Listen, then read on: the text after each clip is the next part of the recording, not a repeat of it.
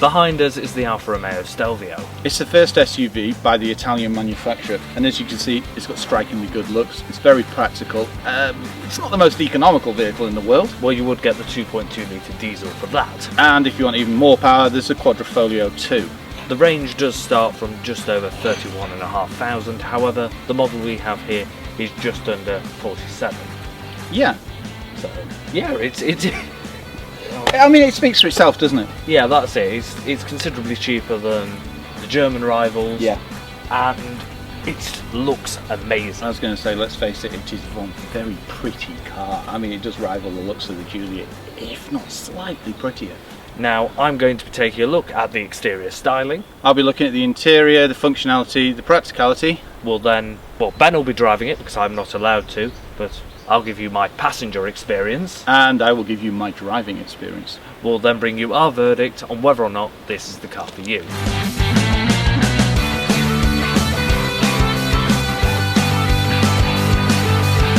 The first thing you'll notice about the interior is it's very sporty, it's very executive as well, with the polished metals and the soft touch plastics, and the whole feel of it feels very racing car. But I mean, it is basically a Giulia, but a bit bigger, and overall it's immense. It's fabulous. It feels great.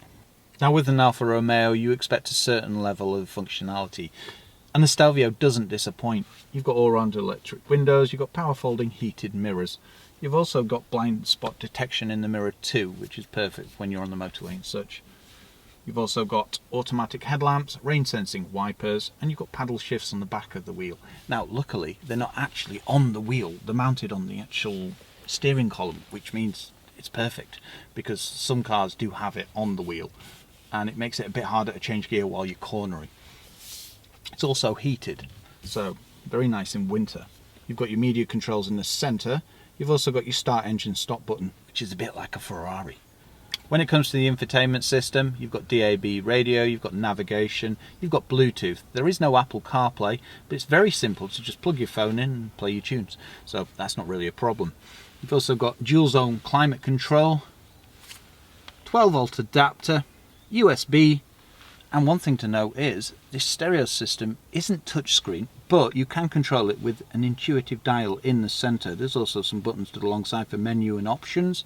And one thing to note is it is Harman Kardon as well, which means it's pretty damn good, to be honest.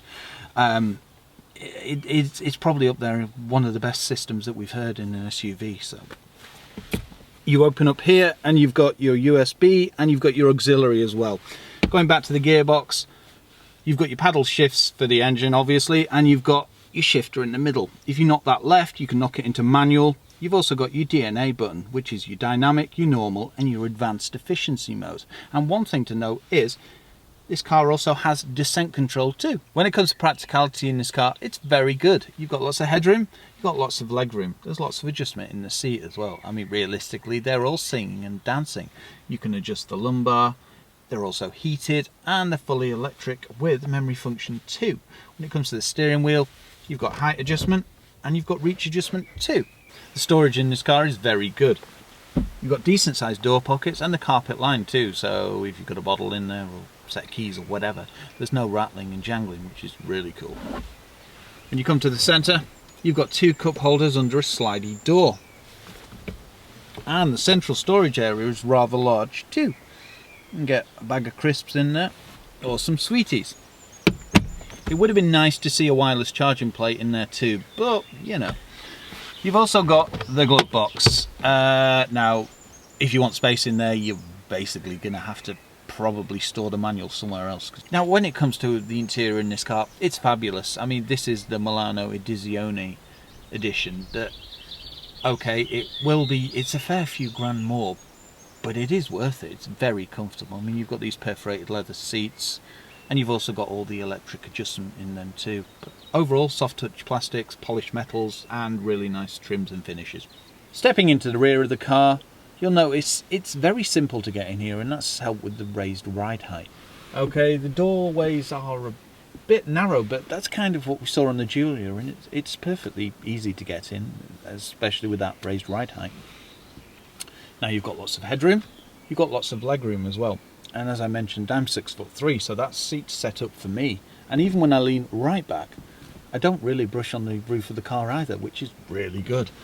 You've got the recessed seat here, which gives you a lot more room here as well. So it's very comfortable.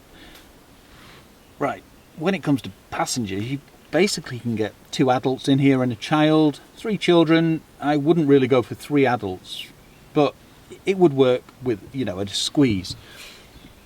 Now when it comes to the doors, you've got soft touch plastics on the top, and you've also got these nice leather inserts with the chrome door handles, and that lifts it a bit. It would have been nice to see a panoramic sunroof in here. That would have given it a more, I don't know, lighter feel, because with that privacy glass it is quite dark. But you've still got your electric windows, and you've got your reading lamps on the top too.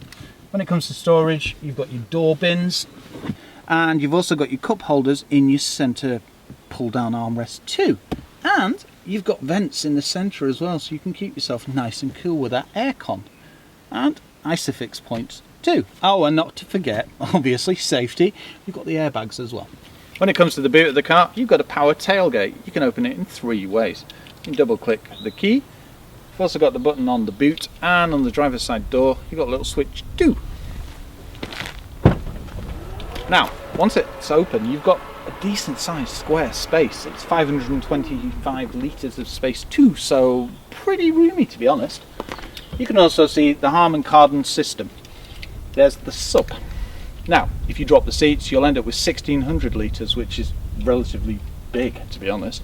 You can get a bike in there too. Now, you've also got your chrome tethering points here, and if you lift up the floor, you will see one thing that we don't normally see in a vehicle, and that is a space saver. You've got your warning triangle, and you've got your compressor and your jack too. And this has a little hook, and you just hook it onto the rubber at the top, and it will stay open while you get your wheel out. You've got a 12-volt adapter as well on the left-hand side, and you've got these little latches as well. You pull those, there's one on the left and the right, and the rear seats will pop, and you then just push them down.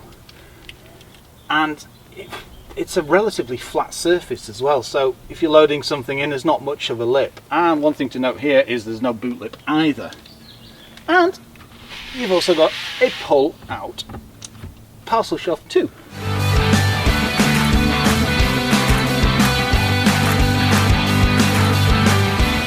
At first glance you might mistake this for a Giulia. Well, it is in fact based on the Giorgio platform.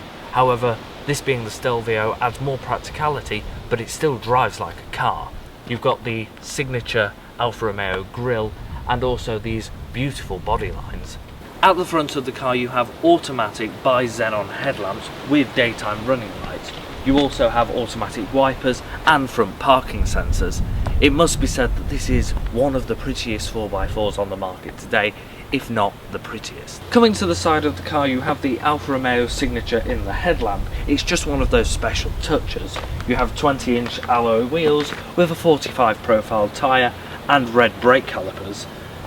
The ride height doesn't appear to be as high as what you might expect, however that's in keeping with the sporty appearance. You do have heated, folding, electrically operated door mirrors, the gloss surround around the window line, and there is no panoramic sunroof or roof bars.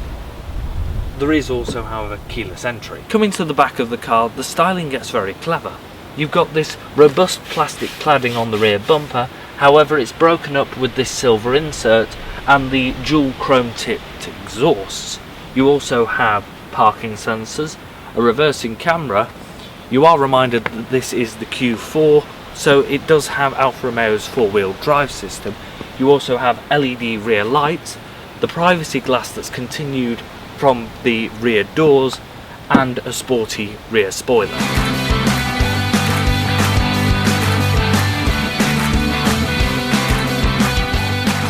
What's this Stelvio like to drive? Well, if truth be known, it's immense fun. It'll put a grin on your face 2 miles wide, and it's not surprising. It does 0 to 60 in 5.7 seconds, it's 280 brake horsepower, and it handles exceptionally well. The thing is about this car is it's practical. It's you know, you can say to your other half, it's practical, it's economical. You know, we can fit the children in it. Yeah, but very in fact, true. when in fact actually all you want to do is drive it. Yeah, well, yeah, especially with that all-wheel drive system. I mean, it is one of the best that we've driven with because it's so engaging. Yeah, it's just got unreal performance for It a does. car of this size. Yeah. It's blown me away as a passenger. Like, it has you pinned in your seat. It will go like corners like it's on rails. Yeah, exactly. Like, you can tell just as a passenger the gearbox it cycles through the gears like it's very intuitive, isn't it? It's like it's psychic. It knows. Yeah. If you hold back, then it'll just, you know, manually go through those gears and it'll just change first, second, third. But if you floor it, it will hold a gear for as long as you need. And that's what gets me. It's so refined. the ride as well, that is comfortable enough when we're just cruising along on the dual carriageway now. Yet when you're on a back lane and you need that extra stiffness in the dampers and, you know, you need the performance, Yes. then it has it then. Yeah. It's actually quite remarkable, really, because some of the German rivals, if you put it in the dynamic mode, you know, or equivalent dynamic mode, it is very, very stiff. Yeah, this is manageable, isn't it? It's comfortable enough, but it still feels completely under control. You can live with it. I think Yeah. that's the point, isn't it? Well, I love it. Yeah, it's definitely one of those cars that captures the heart. Oh yeah. Steering wise, what's that like? Yeah, very defined. It's very direct. It's light enough when it needs to be, but it's also exceptionally good if you're trying to go sideways. Now, I think it is worth mentioning that the model, you know, this 280 horsepower 2-litre petrol won't be the most economical model. However, there is a 2.2-litre diesel. There is. But overall, it's a thoroughly impressive car as a passenger. It's very comfortable. And as you mentioned, I mean, we can tweak the modes as well. You've got your dynamic, you've got your normal, and you've got your advanced efficiency, which, I mean, okay, we're not going to really use advanced efficiency because we're us. But you can make it a relatively economical vehicle, can't you? Yeah, that's it. It's like dynamic mode. It turns it into a all-out performance machine. Normal All mode. we need to do is kick down. I mean, listen to it. It just revs. It just goes. Yeah, it's definitely good fun. I'm very impressed with it. Oh, so am I. Does this get your tick of approval when it comes to driving? Yeah. It'd be a hard push which to choose out of the Giulia and the Stelvio.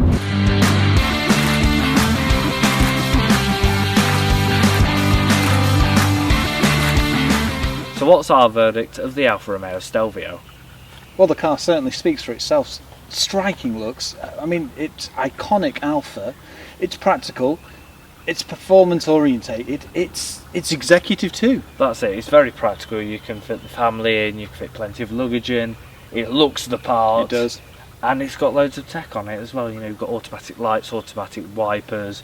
The infotainment system is very easy to use. You can make it very luxurious inside as well, like ours. We've got the Milano Edizione, which gives you those plush seats and also all the electrics. So yeah, you can kind of make the car your own. Now, it is worth mentioning that this 2-litre petrol, 280 brake horsepower model we've got here isn't the most economical, but then you would go for one of the 2.2 diesels, and it does also have £450 road tax. But you get 280 brake horsepower, it does 0 to 60 in 5.7 seconds, and it's pretty whilst it does it. You seem pretty determined in that, don't you? I know. I mean, yes, I would not buy this for the economy, but saying that, you put it in added efficiency mode, and Yeah, it's very, very good. I mean, you can really feel the power down, can't you? That's it. If you want, you know, the thing is, the option is there with the 2.2-litre diesels if you want Exactly, an economy. yeah.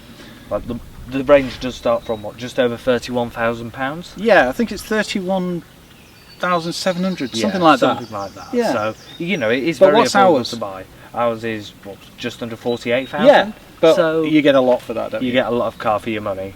Overall, very impressive car. Oh yeah. For more impartial reviews, and if you have any questions on the Stelvio, please leave them below and subscribe to our channel. Thank you.